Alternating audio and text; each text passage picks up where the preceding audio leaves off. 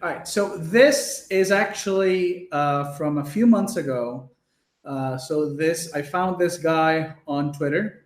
He is a researcher, like he says at Stanford, that he runs research on software engineering, right? On software engineering productivity. So if you're not a software engineer, this still applies to you. It's just not the specific thing he's not talking about. I'm sorry, the specific thing he's talking about may not apply to you, but the broader concept that I want to discuss does. All right, it applies to everybody.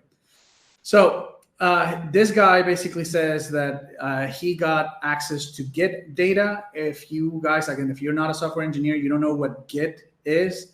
Git is like a tool that software engineers use to keep track of their changes. Okay, so you need to, and I'm assuming he actually meant like GitHub, which is a cloud application, right? An application on the web that lets you upload your code, right? Like lets you upload files, and that way keep track of the changes, and also it helps collaborate. Like it makes collaboration easier for software developers. But if you're not a software developer, you don't know what it is. Just think about it as just like a software, like a drive, right? Like Google Drive, right? Something like that.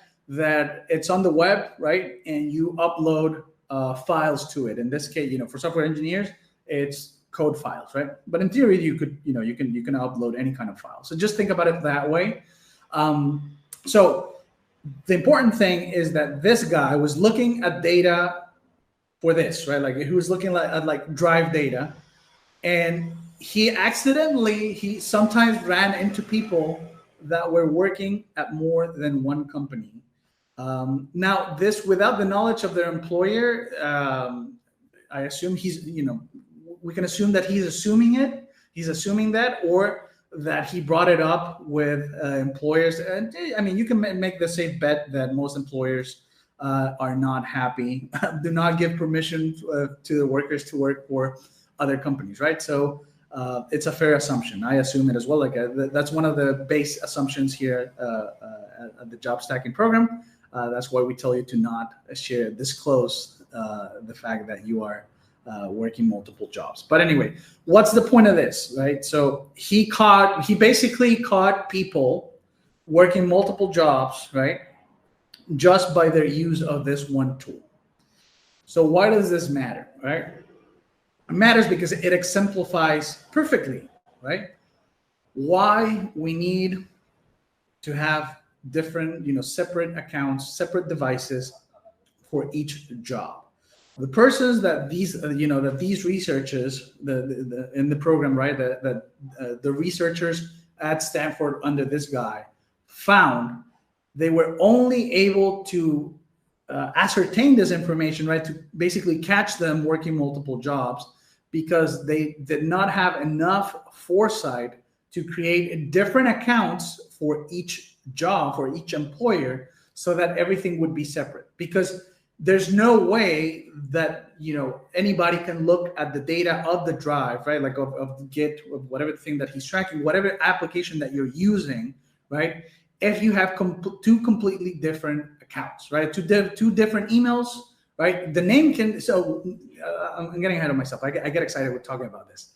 So the lesson here is that the guy, right, like this guy or the Stanford researchers caught people working multiple jobs because they did not separate their accounts. They were using one account for all employers, right? So this is kind of like if an employer gave you the choice to not have a company email, but that you had to use your personal Gmail account, your personal Google Drive. It's kind of the same, right? Like it's similar, except that the information on the Git profiles is he was given access to it, or sometimes it's public. Okay, but the point here is that if they had different accounts, right? Like if they had just created with their corporate email, right? Like if you have two jobs, you get one corporate email, you get a second corporate email.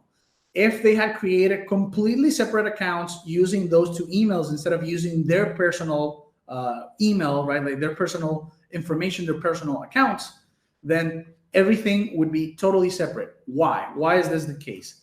Wouldn't the name be the same? Wouldn't even, I don't know, like some ID, right? Like if he uploaded his ID to the employer, whatever. It doesn't matter for software systems, right? Especially web applications that are distributed all over the world, are used all over the world. They cannot use the same name, right? Like to identify you, right? Like, so your government identifies you by their government issued ID. Okay. They do not identify you. Well, they do not identify you by your name. Let's put it like that. By just your name. Why don't they just use your name, right? Because there are many people that share the same name, right? So your name is not unique. It's not a unique identifier.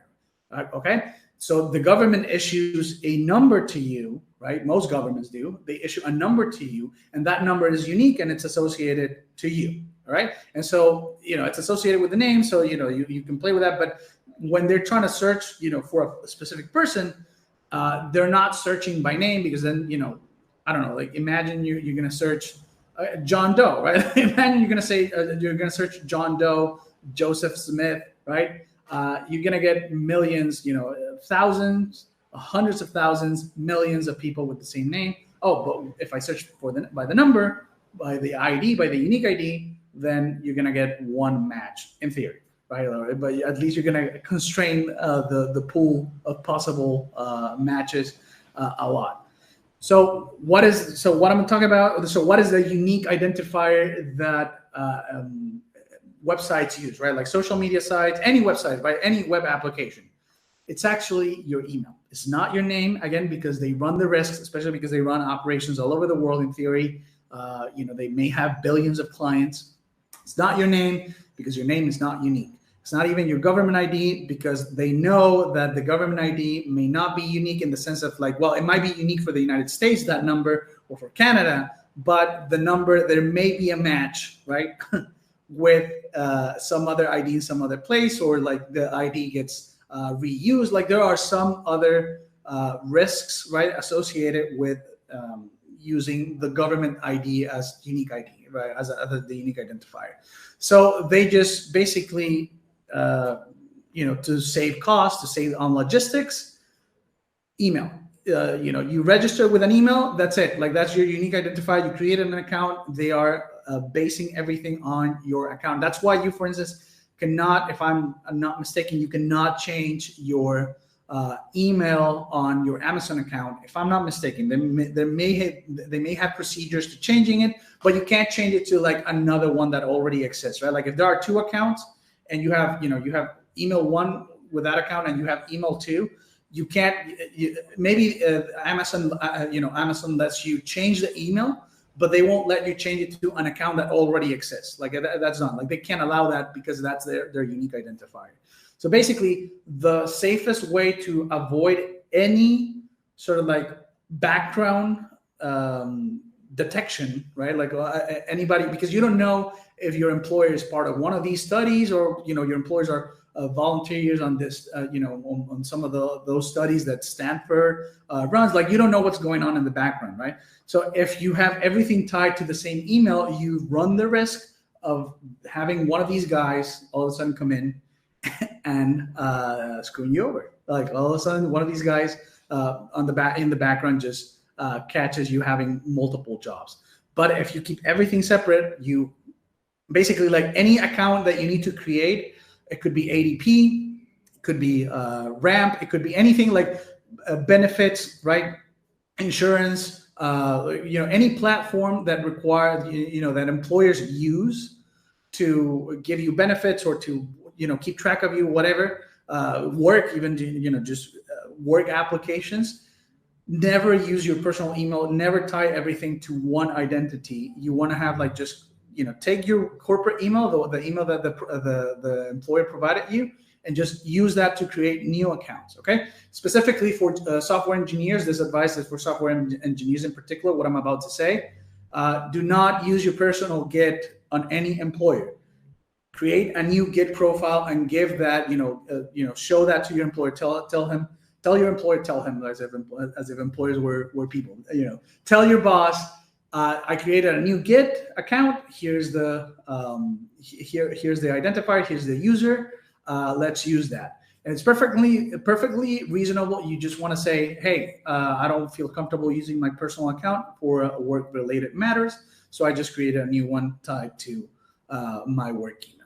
And so, if you apply this concept more, even more in general, this is why I have since the beginning always recommended having one laptop, one computer, one device per employer. You don't want to share anything because you don't know what they're running in the background, right? That could tie you to multiple employers at the same time, right? So that is basically what I wanted to discuss today.